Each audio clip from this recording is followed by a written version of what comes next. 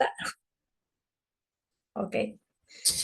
Bună seara, dragii mei, și bun găsit la cea de-a treia zi a programului nostru de îndrumare din această lună, unde am abordat acceptarea bolilor autoimune. În prima zi am vorbit despre protocolul care noi îl oferim în fiecare lună la abordarea fiecărui subiect. De asemenea, îl puteți completa formularul și în această seară, până se va termina emisiunea noastră. Aveți posibilitatea să-l completați pentru a beneficia de mostrele care noi le punem la dispoziția fiecăruia care nu a mai probat încă uleiurile esențiale. Aseară am avut onoarea să o avem invitată pe Gabriela Urs, care ne-a îmbogățit cu informații, zic eu, foarte prețioase, și în seara asta am hotărât să vorbim din experiența proprie a noastră. În seara asta voi vorbi eu, voi avea două testimoniale personale și o voi avea alături și pe Ana Macovei tot, care de asemenea ne va povesti și ea din experiența proprie cum a susținut corpul fizic, dar și partea emoțională cu o etichetă autoimună. Prima mea experiență, vreau să vă zic că a fost în urmă cu 3 ani și jumătate, când eu eram căutam, bâșbâiam, mai bine spus așa, bâșbâiam ce anume am, pentru că nu eram bine cu mine, până în punctul în care unul dintre medici mi-a spus că sunt intolerantă și cu siguranță voi avea o așa zisă boală celiacă. Nu voi putea mânca gluten, pâine și așa mai departe, să încerc să le elimin. Pentru mine a fost oarecum crucial, pentru că nu e că consumam foarte multă pâine, dar ești limitat, cu toate că locuiesc într-o altă țară în care posibilitatea de a avea alimentele fără gluten e mult mai mare, de exemplu, decât în România, dar e o penitență să stai să te gândești să nu mănânc pâine, să nu mănânc aia, să nu mănânc aia și, bineînțeles, problemele mele erau gastrointestinale pe tractul digestiv. Atunci te gândești în chip și fel cum să faci să fie bine. Bineînțeles că am încercat oarecum să elimin parte din alimente, dar știam că asta nu este soluția. Întâmplător sau nu, știți cum e proverbul ăla, unde dai și unde crapă, căutând așa zis dezechilibru care îmi dădea bătăi de cap, am dat de altceva, de o altă etichetă alopată. Mi s-a dat un diagnostic incurabil, maxim 6 luni de trăit și am date. Nu am acceptat, eu am mai spus pe grupurile noastre, eu nu am acceptat medicații sub nicio formă. Asta nu înseamnă că voi trebuie să faceți ce am făcut eu. Eu am simțit să fac acest lucru, am simțit că chemarea mea și buba, cum s-ar zice, era cu totul și cu totul în altă parte. Și am început pe partea asta emoțională, cu căutările, cu susținerea emoțională. Au intrat uleiurile esențiale în viața mea.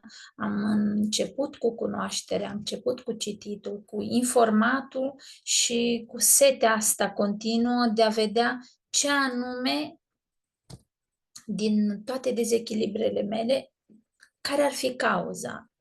Și căutând eu cauza, integrând eu uleiurile esențiale în viața mea, ce să vezi și să nu crezi, partea asta celiacă, chestia cu intoleranța la gluten a dispărut, așa ca printr-o minune, dar eu făceam pentru totul și cu totul altceva, căutările și vindecarea.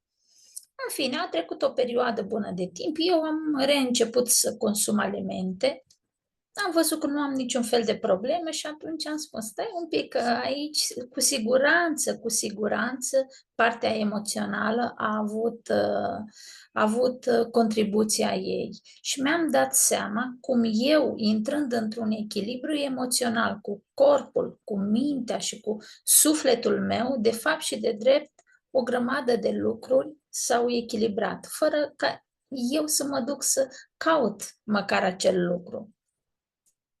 Și pentru mine, da, a fost o experiență wow pentru mine, fără să-mi dau seama, am zis se poate și altfel și da, de ce nu, trebuie să continu. Bineînțeles că am continuat, continui și azi, mă vedeți aici, sunt alături de voi. O altă experiență este cea a soțului meu, care în urmă cu aproximativ 3 ani de zile, a avut el așa, într-o seară, a mâncat mult dulce și el dintotdeauna a avut o frică că dacă părinții tatălui pe partea paternă au avut toți diabet în familia lor, va face și el. Întotdeauna a avut chestia asta. Păi dacă a avut bunica, dacă are tata, dacă a avut străbunicul, sigur voi face și eu așa ceva, mai ales că mie îmi place pâinea, mai ales că mie îmi plac dulciurile, moartea lui sunt dulciurile.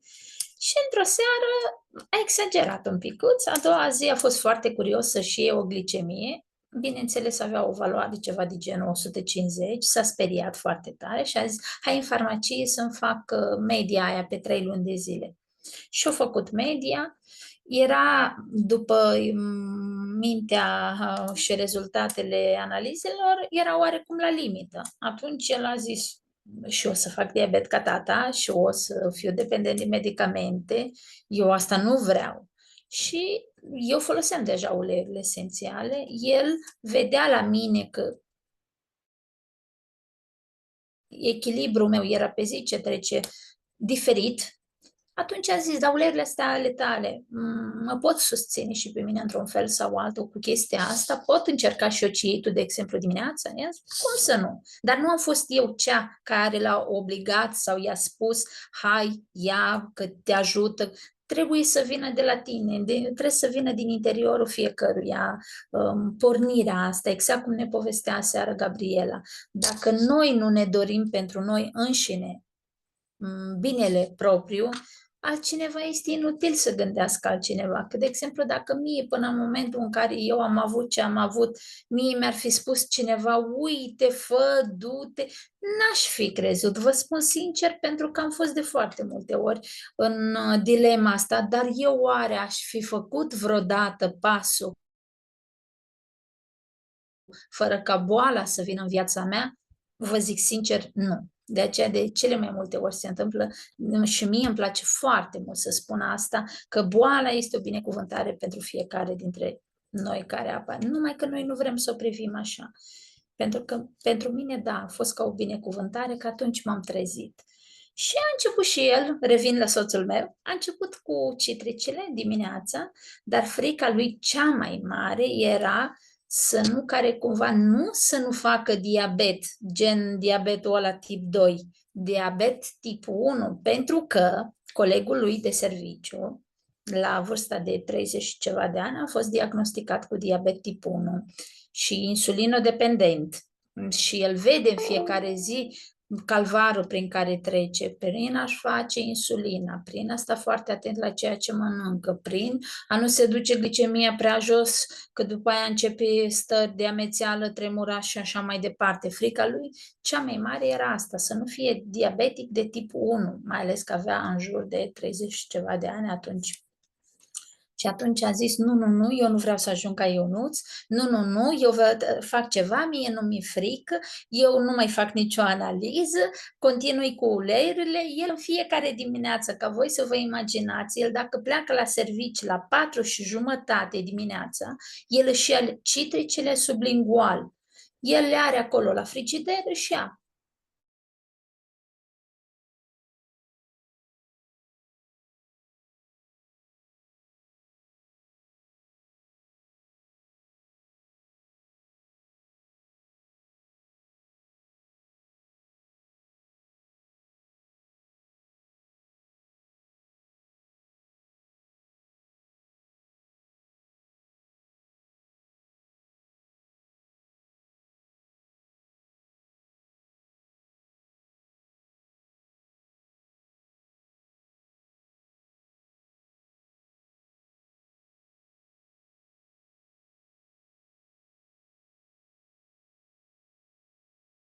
Că a ajuns el la concluzia asta, important că el a dorit schimbarea, important că nu a dat frâu fricii, că frica nu a pus stăpânire oarecum pe el. Bineînțeles, eu în casă difuzez zilnic emoționale, în cameră la fel, adică la noi difuzoarele merg în fiecare cameră, câte un difuzor, în fiecare cameră câte o aromă diferită pentru o anumită emoție. E diferită în fiecare zi. Susținerea o avem în rutina zilnică. Așadar, astea sunt două dintre experiențele mele, că dacă ar trebui să le povestesc pe toate, ar trebui să stăm nu 3 zile cât a fost săptămâna de îndrumare, dar 3 ani cât au trecut de când folosim noi uleiurile esențiale. Acum doresc să dau ștafeta și cuvântul Anei, pentru că ea, într-adevăr, și ea are o experiență minunată, minunată, absolut minunată, cu susținerea fizică a tiroidei, Hashimoto chiar, dacă nu mă înșel, Ana, nu știu dacă despre experiența asta vrei să vorbești, dar eu îți dau cuvântul, draga mea. Mulțumesc, mulțumesc. Bună seara, bun găsit. Mulțumesc, Valentina, pentru invitație. Sunt tare bucuroasă să împărtășesc experiența mea, pentru că acest program, practic, asta vrea să facă, să împuternicească pe fiecare dintre cei care sunt deschiși să vadă și din altă perspectivă sănătatea. Asta, cum spunea și Valentina, nu înseamnă să excludem medicina alopată, pur și simplu să căutăm și o altă cale și apoi să avem opțiunea de a alege, să putem discerne cu mai multă ușurință. Da, tot o boală autoimună a fost și în programul meu de viață. Hashimoto autoimun s-a instalat după ce l-am născut pe Aian, după jumătate de an, așa, de zbucium și de stări urâte, neînțelese. Una din prietenele mele, asistentă, mi-a zis: ok, eu ți-am făcut deja programare la endocrinolog, eu știu deja că ai probleme cu tiroid, dar tu nu mai ești tu și e nevoie să intervină un medic. Nu mai pot să suport să te văd așa în dezechilibru. Asta se întâmpla în 2013. Am ajuns în cabinet, bineînțeles, am făcut niște analize înainte, am mers cu analizele și mi s-a pus acest diagnostic de hipotiroidism, Hashimoto, și am întrebat: ok, și când îmi trece asta? Și doamna doctor mi-a zis: păi nu, că știi, de astăzi, de mâine înainte, vei lua o pastilă în fiecare dimineață și e pe viață. Zic că nu, asta e o glumă bună, nu o să se întâmple așa ceva. Eu am nevoie să fiu liberă în viața aceasta, nu pot fi dependentă de ceva anume. Ok, am acceptat. În cele din urmă am înțeles că e nevoie de această pastilă, dar am plecat din start cu convingerea că într-o zi ea va pleca din viața mea, nu rămâne pentru totdeauna. Am luat prospectul și l-am citit, pentru că aveam deja obiceiul acesta din momentul în care am devenit mamă. Pentru mine a fost foarte important să văd efectele adverse, să știu totul despre orice ar fi ingerat copilul meu. Și acum, pentru că eu eram mamă, trebuia să rămân sănătoasă, să nu fiu afectată. Am început să citesc prospectul și m-am tulburat. Am zis: Doamne ferește, erau efecte adverse, există o listă de efecte adverse foarte lungă și foarte variată. Tot corpul era scanat ca să fie atins de această mică pastiluță. Am zis: ok, e doar pentru un timp, voi face întocmai. După prima pastiluță am avut prima reacție adversă. Undeva pe la prânz, mergând pe stradă, am avut palpitații așa din senin, o stare dintre aceasta nemai întâlnită, nemai testată vreodată și mintea mea direct acolo a mers, că clar, gata, a început să lucreze pastila. Am sunat-o pe doamna doctor și mi-a confirmat și zice, ok, acum mergem în farmacie și ia o altă pastiluță, o pui sub limbă și zic, ok, am înțeles, a început distracția. Zic, mâine se mai întâmplă ceva, va fi nevoie și de o a treia pastiluță, nu? Și mi s-a inoculat așa ideea că e ceva periculos ce se întâmplă și că ar fi bine să caut alternative. Alternative am găsit destul de târziu, deși, cum să zic, eram la fel de doritoare să scap de pastilă, dar obișnuința, da? În câteva luni cumva m-am obișnuit și vedeam că sunt mai bine și am tot amânat. Și atunci alternativa a venit târziu, în 2017, cu uleiurile esențiale, sub o altă formă, pentru că am mai experimentat o boală autoimună, eritem nodos, practic dând înapoi timpul, îmi dau seama că acest eritem nodos a declanșat tot undeva din cauza acestei afecțiuni de Hashimoto autoimun.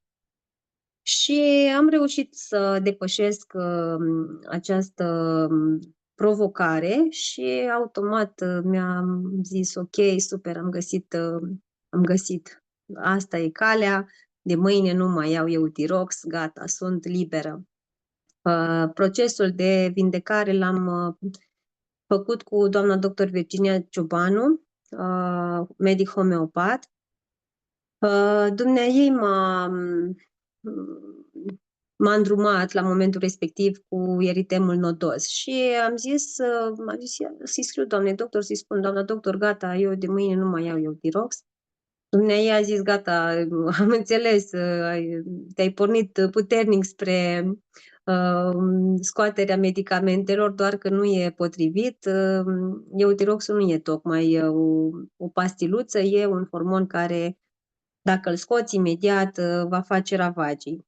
Și am zis, ok, fac orice, numai să se termine. Și mi-a propus un protocol personalizat, care a durat 1 an de zile. Și 1 an de zile a fost lung și a fost mult și a fost un an în care m-am disciplinat, am înțeles că acest drum al aromoterapiei și a medicinii holistice presupune foarte multă implicare și că nu e tocmai comod, dar care îți aduce beneficii multiple, pentru că uleiurile esențiale sunt versatile, cum spunea și Valentina.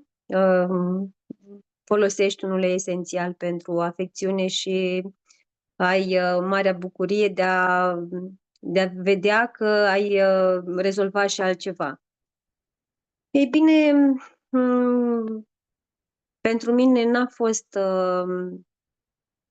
la îndemână, să zic așa, pentru că eram chiar la început, nu cunoșteam uleiurile și am făcut lucrurile ca la carte, ad literam. Tot ce spunea doamna doctor era sfânt pentru mine, nu depășeam nimic. Și pe lângă uleiurile esențiale a venit și noua medicină germanică.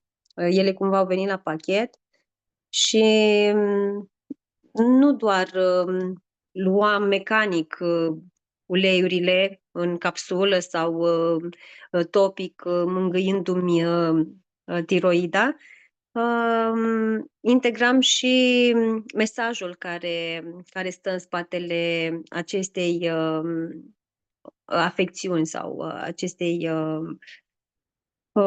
cum să-i spun, acestui simptom care deja se manifestă în corp. Și atunci am început să vorbesc cu mine. Să vorbesc cu mine în oglindă, să îmi pun în palmă uleiurile și să mi le aplic cu blândețe pe tiroidă, să o vizualizez perfect sănătoasă și să mulțumesc că a venit în viața mea cu această provocare pentru a înțelege că este timp pentru toate, că nu are niciun sens să mă grăbesc nicăieri. Și de la o zi la alta eram din ce în ce mai bine, toate stările de anxietate dispăruseră, toate gândurile care îmi tulburau zilele nu mai erau, chisturile pe ovare care apăruseră ca efect advers al eutiroxului nu mai erau, pentru că în momentul în care aplicam pe tiroidă, aplicam și pe zona ovarelor și pe suprarenale. Acest proces a fost unul de împrietenire efectiv cu mine și de recunoașterea corpului meu, de recunoașterea emoțiilor care au declanșat această afecțiune. Și de aici a început o neașteptată nevoie de a ști mai mult și mai mult. Și evident că la sfârșitul anului am avut analizele în mână, ecografia, pentru că practic la fiecare 3 luni mai scoteam câte un sfert de eutirox. Acesta a fost felul în care am scos această pastiluță. Și evident, doamna doctor îmi cerea și analizele. Am fost foarte cu minte și ascultătoare, chiar dacă de obicei aș fi făcut altfel, dar a fost atât de puternică dorința mea de a fi liberă de această pastiluță, încât am zis ok, 1 an de zile, ce se poate întâmpla? Și am intrat în echilibru pe toate nivelele și mă bucur și astăzi de acest echilibru, mă bucur de un copil, pentru că, în mod normal, cine are o afecțiune autoimună nu mai poate să facă copii. Dacă cumva rămâi însărcinată și ai valori crescute, modificate, copilul riscă să fie cu ceva probleme mentale. Și după ce am rămas însărcinată cu Rafael, i-am scris doamnei doctor și i-am spus: doamna doctor, am rămas însărcinată, dacă valorile vor crește și dacă va fi nevoie, eu voi lua Eutirox, nu voi risca ca copilul meu să suporte consecințele pentru că eu m-aș încăpățâna cu ceva anume. Și am avut niște creșteri de TSH și FT4, mă rog, analizele care relevă disfuncția.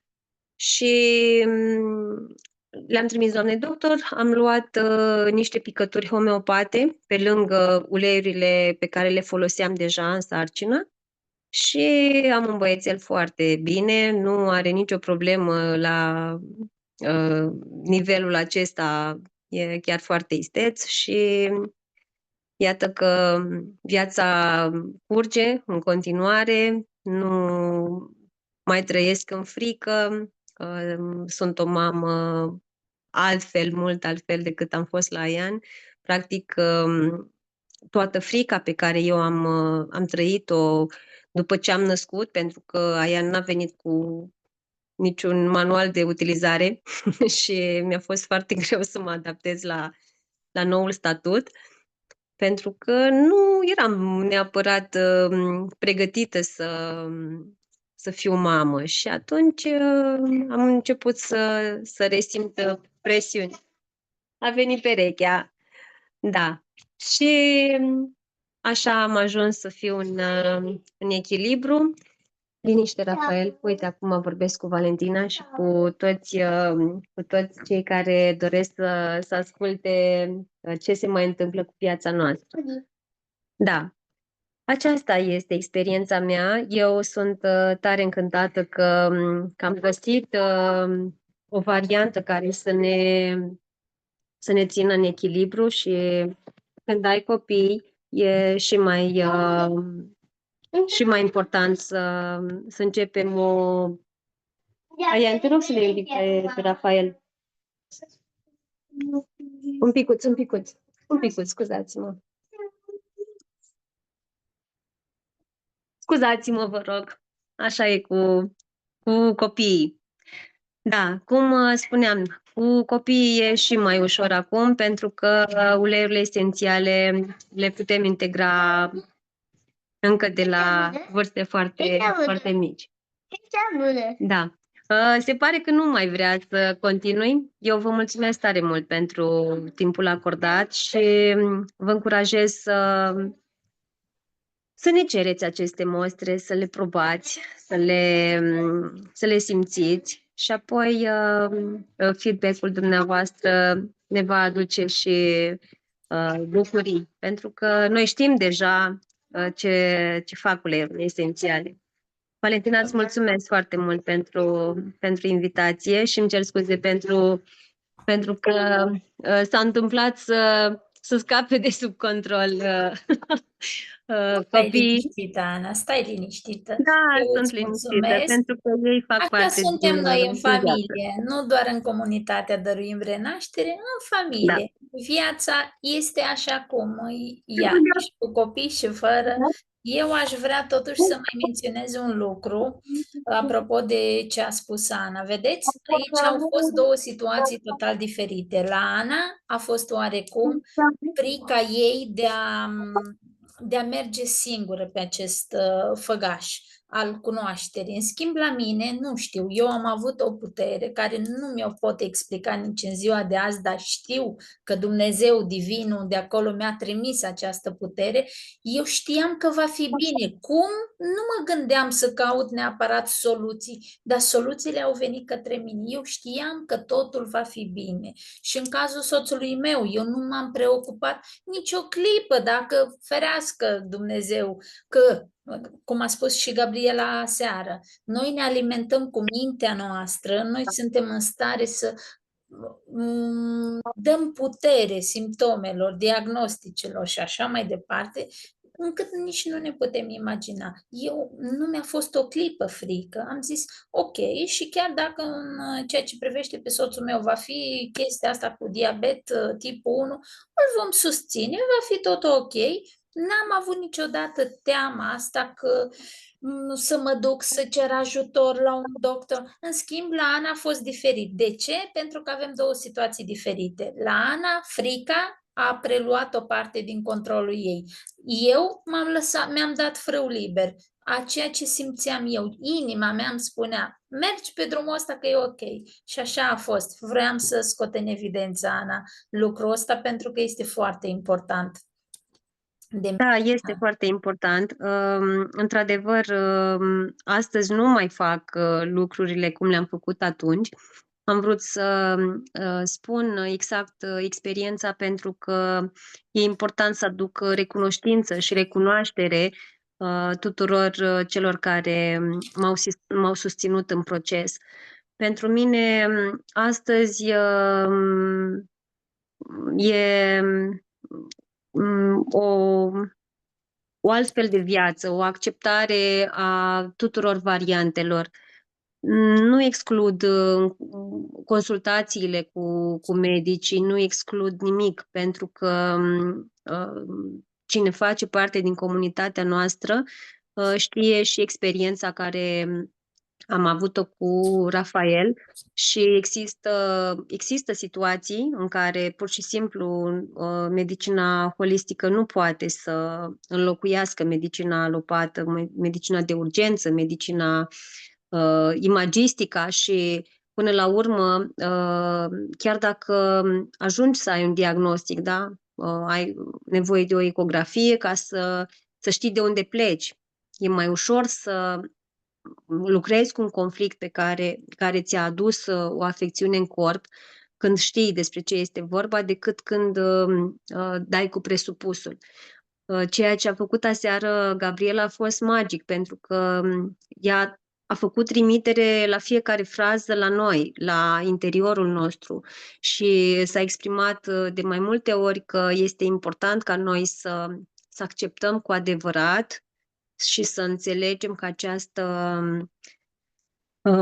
afecțiune care a venit spre noi a venit să ne învețe ceva. N-a venit să ne pedepsească, a venit să ne facă să înțelegem că puterea este în noi și nimeni din afara noastră nu poate să facă nimic pentru noi. Sunt în toate situațiile de viață pe care le-am avut și am căutat în afara mea, tot la mine le-am găsit răspunsurile, evident susținută, altădată de terapeuți recall healing, altădată de psihoterapeuți, pentru că așa a fost situația la mine. Stima mea de sine nu a fost una foarte solidă și atunci n-a fost ușor să-mi ascult intuiția sau să mă las vulnerabilă mergând orbește, ca să zic așa. Și e important să vă ascultați pe voi, fiecare dintre noi suntem într-un proces continuu și plecăm de unde suntem. Și e important să facem parte dintr-o comunitate care să ne susțină. Eu nu am cuvinte de recunoștință pentru comunitatea care s-a format și care susține atât de mulți oameni spre vindecare. Avem în grupurile noastre terapeuți, farmaciști, psihoterapeuți, persoane care caută continuu și care se informează, dar ei nu pot face nimic în locul vostru. Pentru fiecare dintre noi există un singur adevăr, cel pe care noi îl împuternicim. Și zâmbeam când povestea Valentina de Marius, care se împuternicea singur, că nu, eu nu voi face, eu nu voi trece pe acolo. Da, și eu la fel am făcut. Și la fel am făcut și m-am încurajat mereu și mi-am zis nu, nu, așa nu. Nu e posibil, Dumnezeu ne-a lăsat perfecți, regenerăm continuu, nu e posibil să ajungi să fii dependent de ceva. Ce înseamnă pastile? Cine le-a făcut astea? Unde e Dumnezeu aici? Mă rog, am fost într-o luptă mult timp, foarte mult timp. Acum sunt într-o pace și o acceptare și e tare, tare bine așa când dai un pas înapoi și devii observator, nu te mai implici așa tare emoțional pentru că emoțiile le-ai pus la locul lor. Vă recomand filmul Inside Out, filmul de desen animat, mai exact, pentru că având copii la mine rulează mai mult filmele de desen animat. Și e interesant să vezi așa cum se vede din interior și cam ce luptă e acolo și de putere între emoții.